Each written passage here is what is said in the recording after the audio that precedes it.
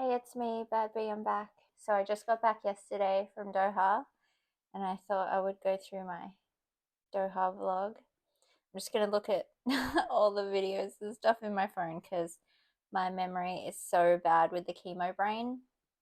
So I don't think I'd be able to remember everything.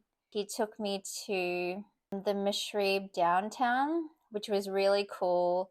They must have had some sort of like film festival or something because there was like a star and a red carpet and all these sort of big photo areas.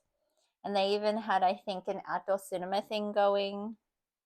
I really like Mashru because it has trams and a walkable place, and the way they've built up, it stays really cool and shady, even if it's hot outside. He took me to Souk Waqif, which I think is in the Mashru downtown. It looks like an old souk, but they've built it up new. So it looks old, but it's all new. And it was really nice. There's all these restaurants. There's this giant thumb statue. So what I really liked about Doha was they're really kind of going all in with like outdoor sculptures and sculpture art. So I think I had a smoothie for breakfast, and this is kind of between lunch and dinner. It was like 2 p.m. And my husband asked, "What do you want to eat?" And I was like, "Something Middle Easterny." And we'd had kashari. I think it's an Egyptian rice dish. It's really quite heavy. Anyway, we had that once before and I really liked it. So it's rice and like spices and like little crunchy noodles, and then you have lentils and chickpeas, and then like two different kinds of pasta, usually macaroni and like cut up spaghetti, and then fried onions on top, and this kind of tomatoey sauce. Anyway, it's delicious, but yeah, super heavy and like oily. So we had that and like a trio of dips, like mezze. And you know how in the Middle East they have like the lemon mint drink, which okay, it can't be healthy because it's so sweet, but it's so delicious and refreshing. We had that. Then we walked around Mashrib a little bit more. And yeah, so there was this exhibition for like Middle Eastern films, and it was really cool. And they had all these like, you know, made in the UAE, made in Qatar, and then like made in Gaza, like all these exhibitions. There was also like really cool sculpture art around there.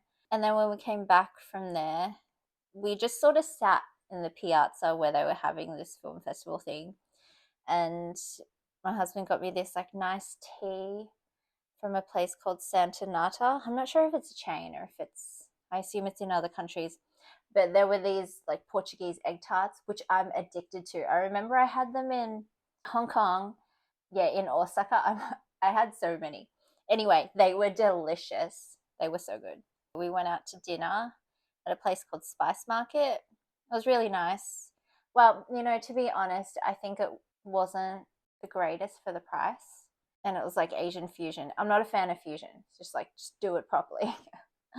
But I mean, it was fun. In the evening, he took me to Place Vendome. It's like the new big mall in Lusail. Oh my goodness, it is the most beautiful mall I have ever seen in my life. And because I'd only just been to Dubai, you know, a couple of days earlier, my husband took me to Dubai Mall. It was so beautiful. Like Dubai Mall had the aquarium, ice skating rink. It was massive. But Plus Vendome is honestly the most beautiful mall I'd ever seen.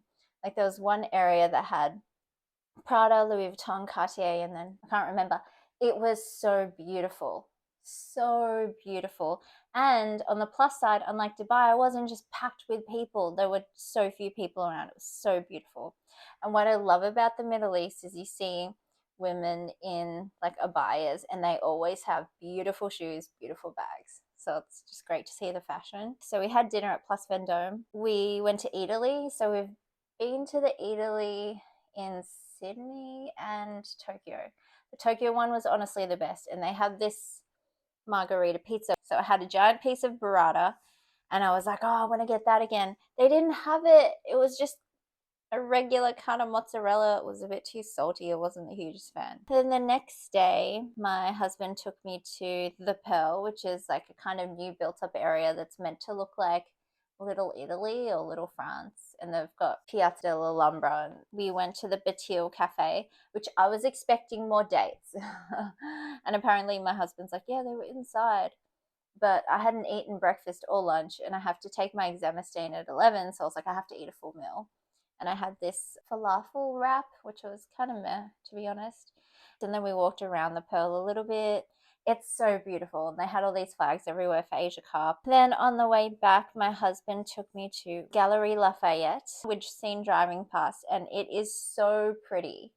It was meant to be modeled off, I think, Galerie Lafayette in Paris. And my husband's like, it's way better because apparently Paris isn't all that, but I've never been, so I still want to go. Anyway, it was so beautiful.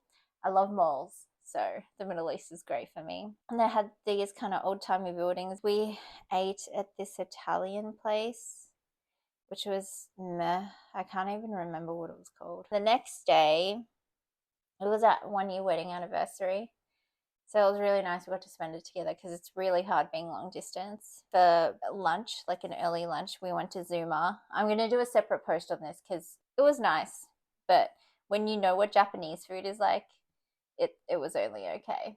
But overall, I had the best time in Doha. I really like it there. Just, I think the Middle East is the perfect blend between Japan and the West, I guess, because people are respectful, everything is clean, just like Japan. But then it's more multicultural, like the West. Obviously, you have to dress really conservatively. Stay tuned for more expat life things and probably more cancer things.